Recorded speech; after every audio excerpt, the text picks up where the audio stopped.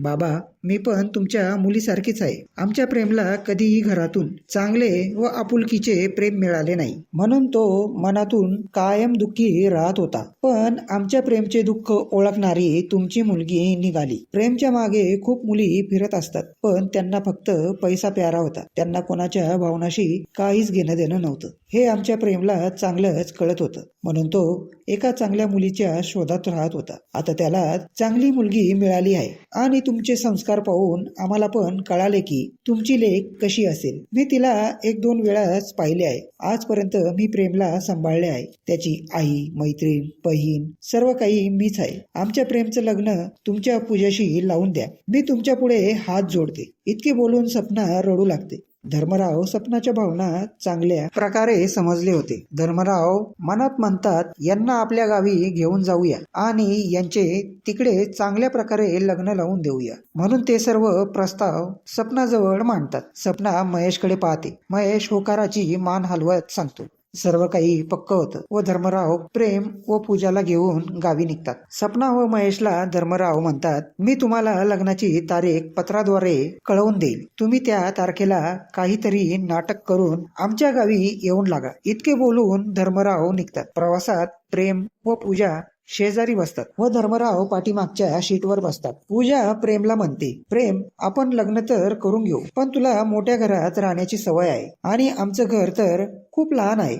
तू राहू शकशील का? यावर प्रेम म्हणतो, अगं वेडी, मी काय तुझ्या वडिलांच्या घरी राहील का? आपण फक्त लग्न करण्यासाठी जाऊन राहिलो आहे आणि लग्न झाल्यानंतर 2-4 दिवसात लगेच मुंबईला जाऊ. तिथे मी एक चांगली नोकरी बघेल व तुझे आणि माझे पोट भरेल. आपण कोणाच्या जीवावर नाही जगायचे. आपल्याला हिंमत आहे. धर्मराव हे सगळं ऐकतात व मनात म्हणतात, अरे वा, मुलगा संस्काराने चांगला तर आहेच आहे, पण कष्टाळू पण आहे. पूर्ण आपल्या आजल्यावरच गेला आहे वाटतं. बोलत बोलत बस गावी पोचते. घरी आल्यानंतर सीताबाई मुलीला पाहताच पूजाला मिठी मारतात. सोनी व पिंटू पूजाला पाहून म्हणतात, पूजा, तू तब्येतीने फार चांगली दिसू राहिली ग.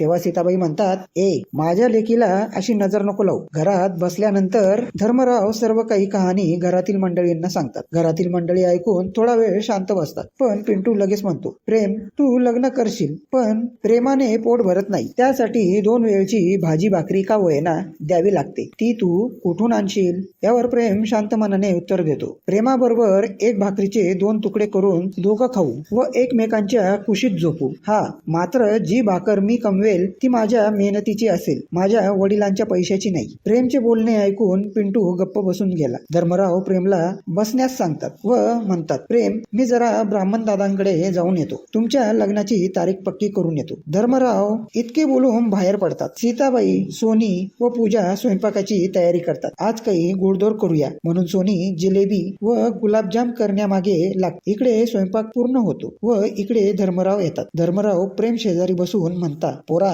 ब्राह्मण दादांनी तुमच्या लग्नाचा मुहूर्त 1.5 महिन्यानंतर काढला आहे. पुढच्या महिन्याच्या 21 तारखेला एकदम शुभ मुहूर्त व वार आहे. त्यासाठी तुला काही अडचण नाही ना? नाही, मला कशाची अडचण? तुम्हाला जे योग्य वाटेल ते. मग आपण पाऊस पुढे काय करायचे? प्रेम म्हणतो. तेव्हा सीताबाई म्हणतात, चला होणारे जावई बापू, जेवून घ्या. स्वयंपाक खूपच चांगला झाल्याने पोट भरून खाल्ले. सर्व जेवण आटोपल्यानंतर प्रेम व पूजा थोडा वेळ निवांत एकटे बसतात. रात्र खूप झाल्या कारणाने सर्व झोपी जातात, पण प्रेमला काही झोप लागत नाही. मनात सारखं एकच विचार, आपण बापाचे घर सोडले, आता शिक्षणाच्या जोरावर आपले काही सामर्थ्य उभे करावे लागेल. सारख्या विचाराने प्रेमचं डोकं दुखायला लागलं. पूजा प्रेमला चांगली ओळखत होती. तिने बाहेर येताच बाम घेऊन आली. थोडा वेळ प्रेमच्या डोक्याला लावून मसाज केला व रुमालाने घट्ट बांधून दिले. प्रेम पूजाला विचारतो, पूजा, आपण लग्नासाठी तयार तर झालो, पण आपलं भविष्य ते कसे काय होईल? शाळेत, कॉलेजमध्ये मित्रमंडळी कायम बोलायचे की लग्नाआधी काहीतरी करिअर पाहिजे, नाहीतर मुलीचा बाप त्यांची मुलगी देत नाही. यावर पूजा हसू लागते व म्हणते, अरे